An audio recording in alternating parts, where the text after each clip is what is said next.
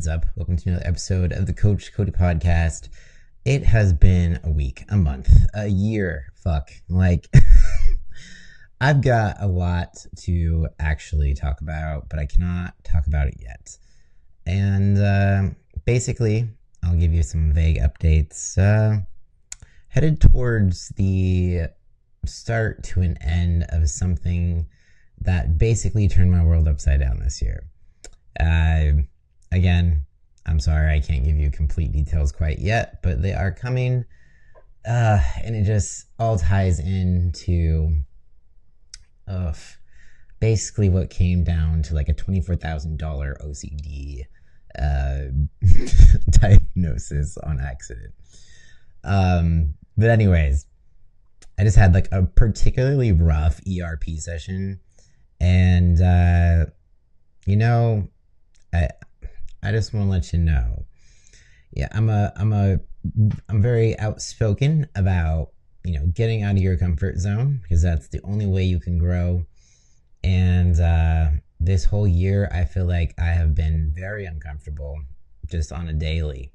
So doing ERP, doing exposure therapy is just excruciatingly painful at times and takes me a bit to recover.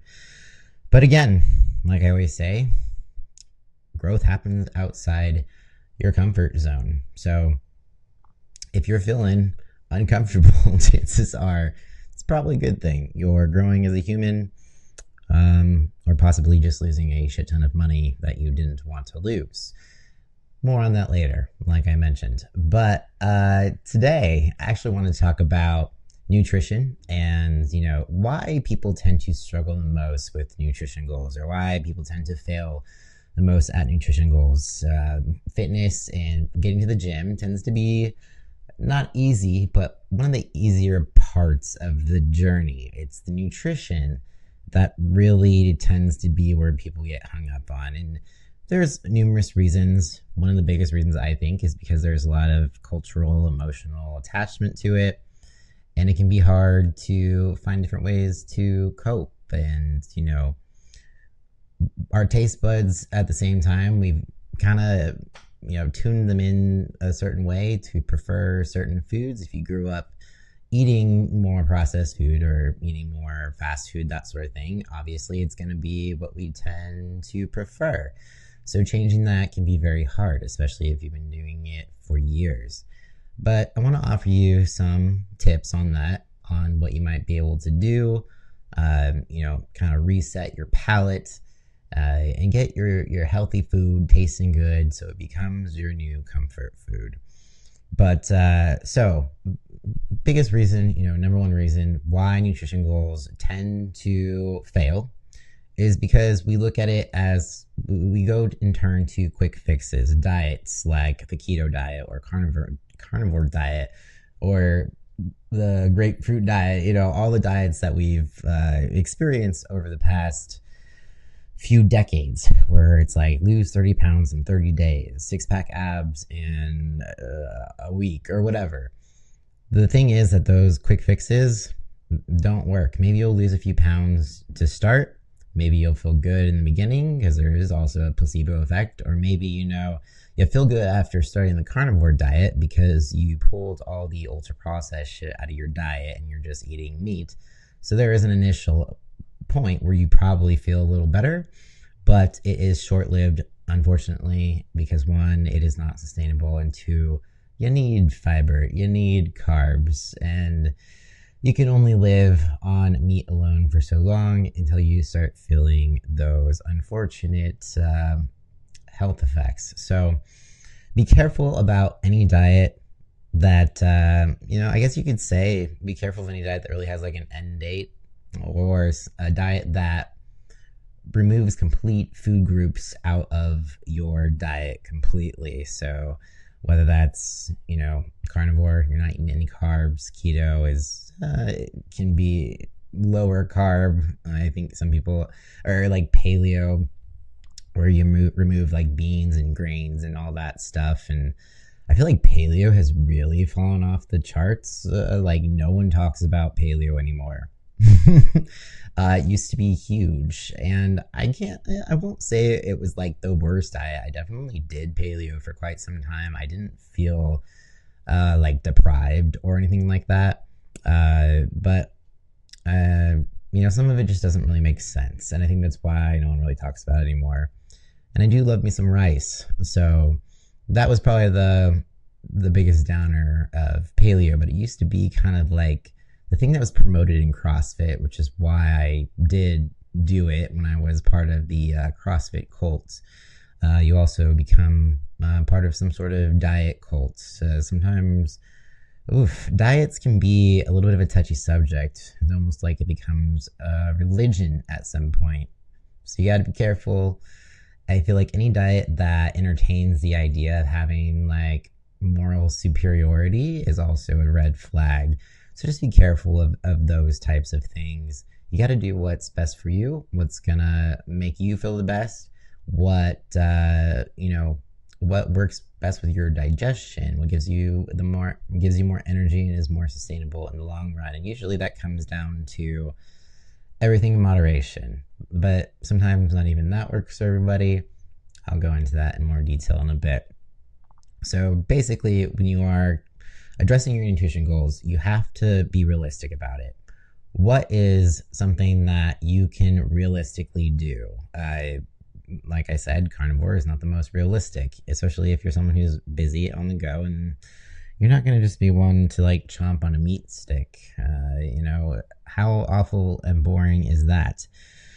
But you have to understand the limits of your lifestyle. But a lot of the limits can be eliminated by planning ahead with meal prep. And I know that is no one's favorite. You have to take time out of a day off or a weekend. I mean, not necessarily. Maybe you get up super early and you can meal prep, or you can meal prep in the evening. But it is hard to put time aside to do something that you don't necessarily enjoy. But the thing is, it's a time investment. You do get the time back because you prep those meals. So say you prep them on the weekend.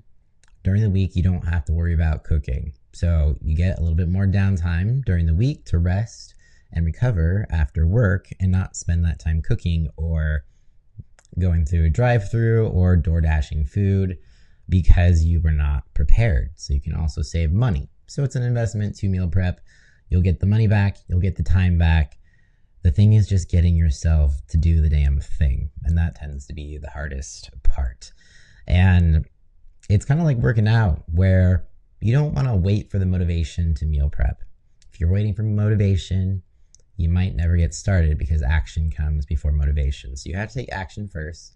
Once you take action with doing that meal prep, you're going to start to see the benefits and be like, sigh of relief during the week. You're not have to decide what you want to eat, and you've got it all ready for you to go. And I think once you get in that groove and actually see progress and see the benefits of meal prep, then you're going to be more inclined to keep that consistent and keep it going.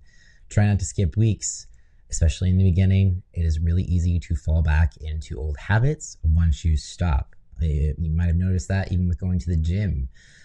All things, you got to just try to push through and be as consistent as possible and not let yourself slide back into old habits, because unfortunately, it's a lot easier to fall back into old habits than it is to create new habits. It's just one of those unfortunate things of life. So know your limits. Have awareness in how your brain works. Like, you have to know yourself. If you know come Saturday, Sunday that you are going to dread meal prep, sometimes accountability can go a long way. Tell someone you're going to meal prep so they can hold you accountable. Block off some time. Make a grocery list. Go grocery shopping. Even just purchasing the groceries is going to make it a lot more likely that you're going to prep the food because you spent the money. And you don't even have to shop these days. You can just order your groceries. So if you order your groceries, it's even more expensive. So you spent the money, you've made an investment. So chances are you're going to be more likely to prep it than just purchase all the food, spend all that money, and just leave it in your fridge and then go out to eat during the week. So unless you have like a lot of disposable income, chances are at some point you'll at least try to cook the food that you purchased. So know your time constraints, know how your brain works, know how you get yourself to do things, and look for accountability wherever you can. I know personally that helps me a ton. So again, also don't be too restrictive. I like to say, there's the 80-20 rule. I feel like this rule has become very cliche. We always talk about it. We don't really explain it. To me, it's being on track 80% of the time, 20% of the time, you've got treats, right? So what my week might look like is I am on track every single day of the week, except for I get one free meal. So I get that one free meal to look forward to. I love me some delayed gratification. It's not always easy, but delayed gratification makes your food taste so much better because you're not eating it all the time. If you make something a treat, then you're going to enjoy it as a treat. If you're having a treat every day, it just feels like part of your normal routine and you're not getting the same enjoyment out of it. So if you have a treat meal, make sure to make it a treat and make it something that's not an everyday sort of thing. It's going to be a lot more beneficial. So lack of variety is another thing that, people tend to have issue with. They think, if I eat healthy, I have to eat the same thing every day. I can't do that. That's why I can't meal prep, because I can't stand eating the same thing every day. So here's the thing. You can even cook chicken or eat chicken, let's say 5 out of 7 days, but you can make it taste different each time, depending on how you season it, depending on how you sauce it. These are all chef tips that I'm getting into before I meant to. But bottom line is, okay, when it comes to moderation, you have to define what moderation means to you before you're just saying everything in moderation. Because everything in moderation can mean you're eating everything in one day and you're considering it moderate. But like I say, everything in moderation to me means one treat meal a week. Maybe for you, you might have 2. It depends on your goals. I have very specific goals, very specific aesthetic bodybuilding goals. But I also know how, eating off track affects my digestion. When I eat something that my body does not agree with, it's a domino effect. And it just kind of ruins the rest of the days following. And it's harder to stay on track when your digestion is fucked. So that's another thing. Awareness of how your brain works, but also awareness of how certain foods make you feel. And once you start to get the hang of that and really starting to be mindful of that, it really does help you make better food choices. Why the fuck does this keep giving me a thumbs up? I am so if you're watching this on YouTube, you know what I mean. If you're listening to this on Spotify, Apple has this thing where if you give thumbs up, and see now when I'm actually giving a thumbs up, there we go. But for some reason it thinks this is a thumbs up. It thinks my hands are, what if it's down? Thumbs, okay. Anyways, it doesn't work all the time. If I talk, see, yeah, okay. So anyways, it's very distracting for people with ADHD. I really wish they didn't have this thumbs up thing that works about 10% of the time. Most of the time I'm not even thumbs upping anything. Okay, so you gotta know, psychologically how you work. Awareness, and also being mindful of how foods make you feel, how they impact your digestion. And that's why, the most common thing of saying is there isn't really any bad foods out there unless you have an allergy or they mess with your digestion or just generally make you feel like shit. So those foods for you would probably be ones you don't want to eat on a regular basis unless you want to regularly feel like shit. And another thing I like, they always say you can't out-train a bad diet. And although that is true, I want to say I do not think you should just not train at all if you have not gotten your nutrition in check, because I think once you start training regularly, it's a lot easier to start to feel how certain foods make you perform and how you feel during those workouts. You really start to feel the difference. So even if you haven't gotten your diet in check yet, you can't seem to dial it in, start working out or keep working out. Don't get discouraged by your nutrition. I think sometimes there's this message that we send, I'm guilty of it, of being like, you're not going to see the results you want to see if you're not paying attention to your nutrition. And although that's true, I'm not saying don't work out if you're not paying attention to your nutrition, because maybe working out is your first step to really learning to be mindful of how certain foods make you feel. So just wanted to clear that up. Keep working out. You're still going to see some benefits of it. But if you really want to see like aesthetic results and also health results, nutrition is going to be a huge, huge factor. So let's go back to the lack of variety. You don't have to just eat chicken all the time, chicken, broccoli, rice. You can switch it up. You can switch it up from week to week. I'm pretty good in the sense that it takes me a while to get tired of certain things, but I do play around with different spices and sauces, and that's how I keep it interesting for myself. I'm a pretty routine person. So like I said, I usually will eat something until I am so tired of it, and then I won't eat it for a while. But that takes a while. You might be different. Maybe you need to eat something different every day, which makes it a lot harder. So I would encourage you to try to get used to switching out like between 2 to 3 proteins, 2 to 3 different vegetables per week that you prep. So you have kind of a rotating menu. So maybe, for example, Monday, Tuesday, Wednesday, you have chicken breast. And maybe Thursday, Friday, Saturday, you have ground turkey, beef, or fish. Or you can kind of do like, you can even do Monday chicken, Tuesday fish, Wednesday beef, and then repeat. So that way, at least it feels a little bit different. You got a little bit of different variety. And you can do the same with the vegetables. I would say cook off maybe 2 to 3 different vegetables so you can mix and match within those meals. And as your carb source, I love rice, but if you're in a diet phase, sometimes it's a little harder if your carbs are lower. So squash.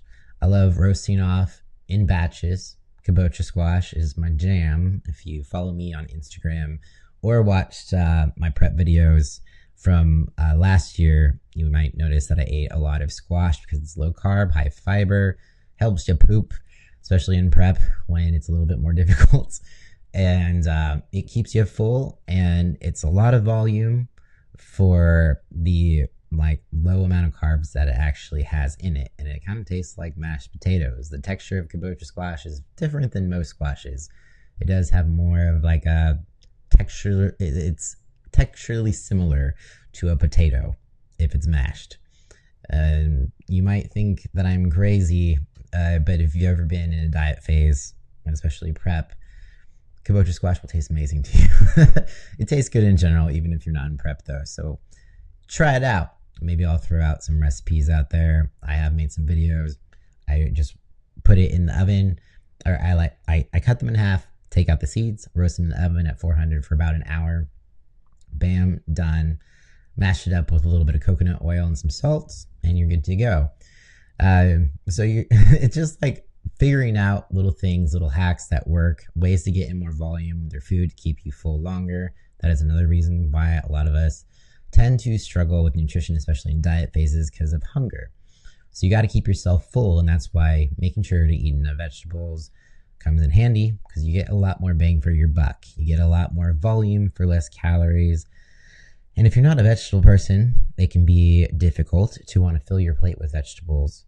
But I would encourage you to experiment with different ways of cooking. And that goes for anything, not just vegetables, but chicken breast, fish, beef. You know, there's different variations, variety of ways to cook it. So maybe you hate chicken breast, but maybe you can manage shredded chicken, which you make in the Instant Pot. It takes like an hour. I've been doing that a lot lately because it's just hands off and very easy to do. Or maybe you could try grilled chicken or air fried chicken. I discovered this year is delicious. So just experiment with cooking. I think that's the biggest thing. We're so afraid to make mistakes with cooking. You can't fuck it up.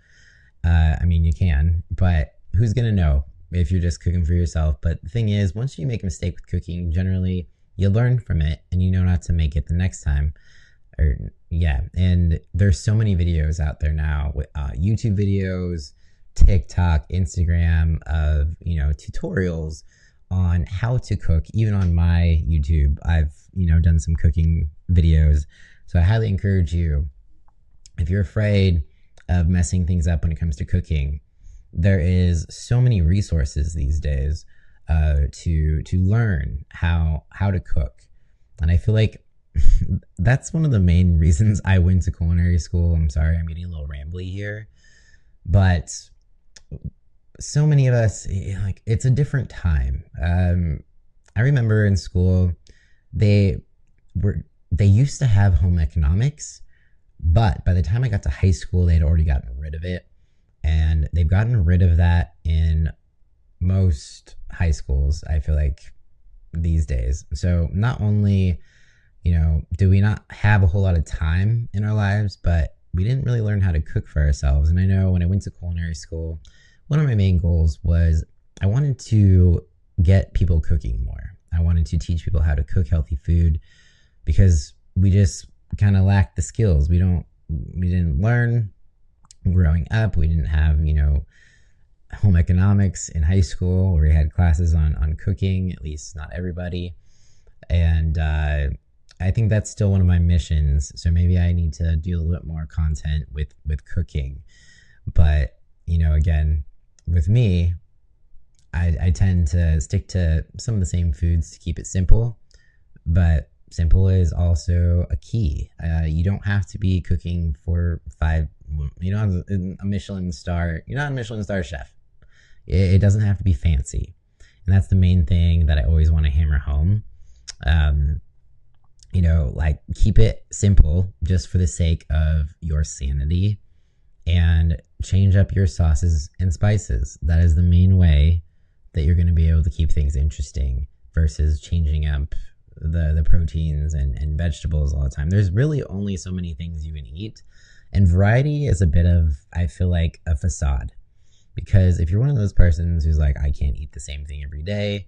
If you think about, like, average American diet, we've got burgers, tacos, burritos, sandwiches.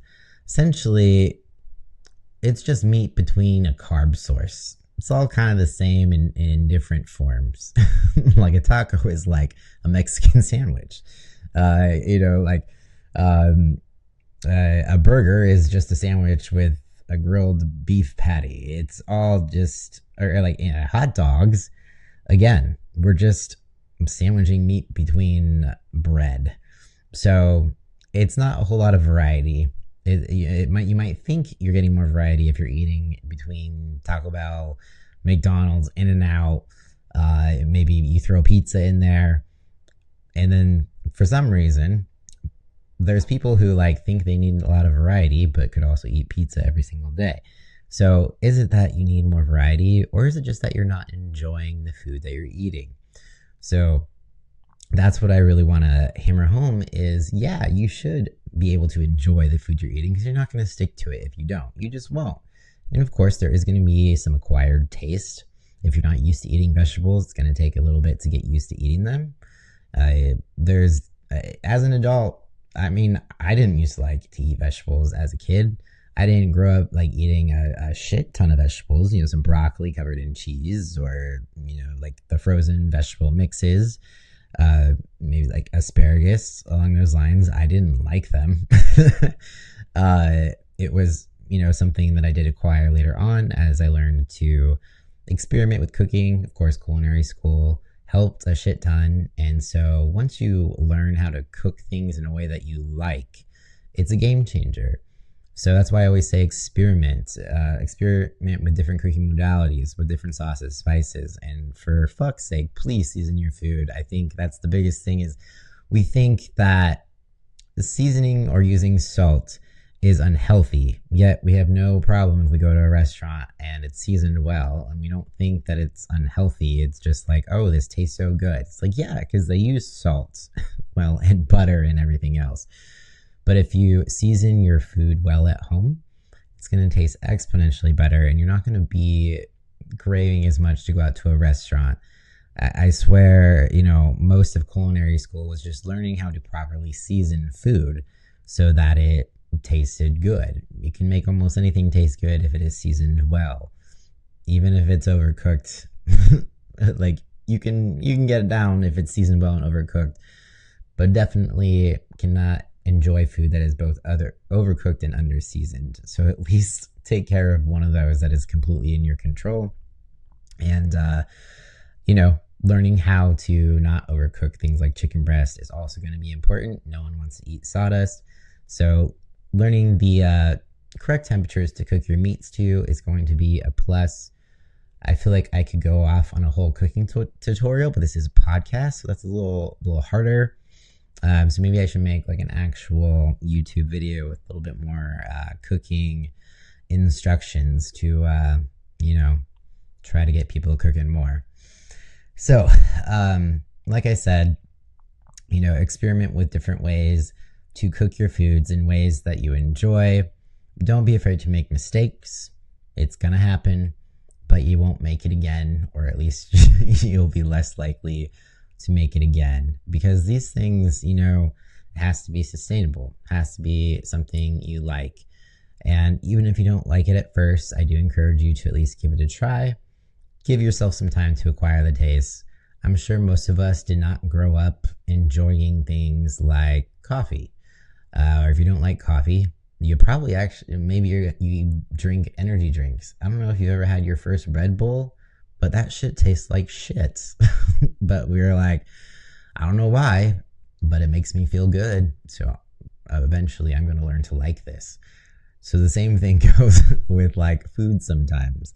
Once you can, put two and two together that, this food not only, it makes me feel good, that sort of thing, you're more inclined to feel like it tastes good.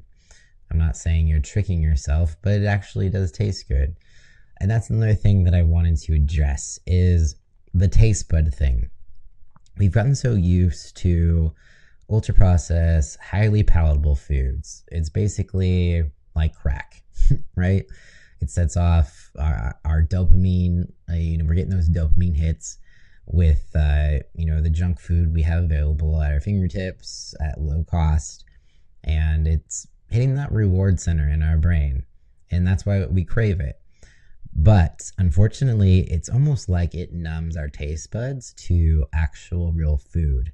And so when we have access, or when we're regularly eating like refined sugar and things like that, your taste buds just want more and more and more. I don't know if that is something you've noticed, that once you are regularly eating sugar, it's almost like you can't get enough, or, nothing ends up being sweet enough, or you just have to keep adding more sweetener. So one way to kind of, reset your taste buds, here's an idea for you. Something that I noticed, because I've done things where I've only eaten whole foods for like a month, stayed away from any refined sugars. You would be pretty damn surprised at how sweet even like vegetables taste. There's a sweetness to them that I feel like previously I didn't notice until I didn't eat refined sugar. And then fruit tastes like candy. When you have not had copious amounts of refined sugar in your diet on a daily basis, it really allows your taste buds to kind of reset, and you start actually tasting food for what it is. And it's like how it's supposed to taste, and how sweet fruits are supposed to taste, and how appealing they actually are once you kind of get the junk foods out of your system. I'm not saying it's a detox, but it's like a resetting those taste buds, because it's like they're overstimulated with sugar and refined foods. So when you step away from those a bit, you not only like start enjoying real food, but you start to crave it more than you do those junk foods, because it also makes you feel good. So why wouldn't you want to eat foods that taste good and make you feel good? It's a process. It's not something that happens overnight. That's why I say, like, here's a challenge for you. For 30 days, try to remove all refined sugar or added sugar to your diet. and see how it changes your taste buds and how different foods start to taste to you after you, take all that sugar out of your diet that's in there regularly. So that's the challenge for you to take away. So yeah, the biggest thing, it's going to be a mindset shift. It's going to be a lifestyle shift. I'm not going to sugarcoat that. It's not going to be easy, but you have to remember your why. And, health is important. It just is, time and work and all that. Your health does not care about your lack of time, or, your health doesn't care that you want to just sit and relax. You still need to do your best to keep your health in line and eat as well as you can, in order to, perform your best, even with your work, or maybe you're a parent, and it's good to be a good model to your kids and making sure you're incorporating vegetables into your life so that they're more likely to eat them as well, because as a parent you are forming your kids' eating habits as well. So expect a mindset shift, but stay persistent. I would say give it at least 30 days, just at least, to try to change those eating habits. And it should start to you should start to see the benefits within the 30 days. But don't stop if at 30 days you're still miserable. I highly doubt you will be, especially if you learn to cook foods and enjoy them and that sort of thing. But yeah, community support is also something that can be helpful, or accountability. It's really hard if you are trying to improve your eating habits and you're in a family who is not on board with it, and they would just want their, usual processed kind of junk foods. Try to have that conversation with your family. Try to get the support you need. If they're not willing to change their diet, at least ask them to support you by, not making rude comments, or, telling you that they're proud of you for the changes you made, even if they're not making themselves. And sometimes they might follow suit, even if they didn't anticipate doing so, because maybe they'll see how good you feel and how much you enjoy your new healthy food. And that might sound crazy right now if you are just starting your health journey. But I was not a healthy person. I promise you. I used to drink soda every day. I ate nachos for lunch in high school. I was not a health conscious person. I did not enjoy eating healthy by any means. This is something that came later in life. So I don't want you to think that I just always ate this way. I had to make changes. I had to have a mindset shift myself, and it didn't happen overnight. It took time. So it took me time to even quit drinking soda. That was hard. I didn't like water. I fucking hated water. I still have a hard time drinking water, but that's why I carry around a hydro flask everywhere I go. But, so yeah, just wanted you to know it's possible. It's not you grew up one way, so you can't change. You can change. You are capable. I promise you. If I can do it, you can do it. So anyways, I would say I'm going to challenge you. First steps, try a new recipe this week. See how it goes. Experiment in the kitchen a little bit, or maybe meal prep for the first time. And, if you really want to, you really want to challenge yourself, try to go 30 days without any added refined sugars. And I don't mean fruit is fine. I'm not telling you not to eat fruit or any crazy thing like that. Please do eat your fruit. It's great for you. But I'm talking about added sugars. So, sugars in cereals or cookies, cakes, processed foods like that. Try to go 30 days without that. And you can still have dessert items, fruits, for example. But try to go 30 days without any refined sugars, and see how your palate changes. And then let me know. I want to hear back if you complete the challenge, and report back to me with how that went. I would love to hear your story. All right. if we can get enough people to do it, hell, like I'll get a group together and we'll do a 30-day palate reset. Because even I could use a reset from time to time. I don't have a bunch of refined sugar, but I do enjoy me, some cream of rice that's flavored as chocolate. It's flavored with, it's not sugar, it's a artificial sweetener, but even that can have some craving effect. So if anyone wants to join a challenge, let me know. We can get that started. But if it's only one person, that one person is you, still tell me how it goes. But I encourage you to try it out. All right, so I'm going to wrap up this episode. Thank you so much for listening.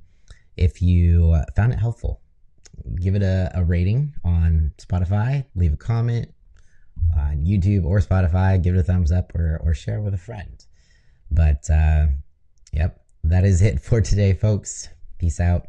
I'll talk to you next time.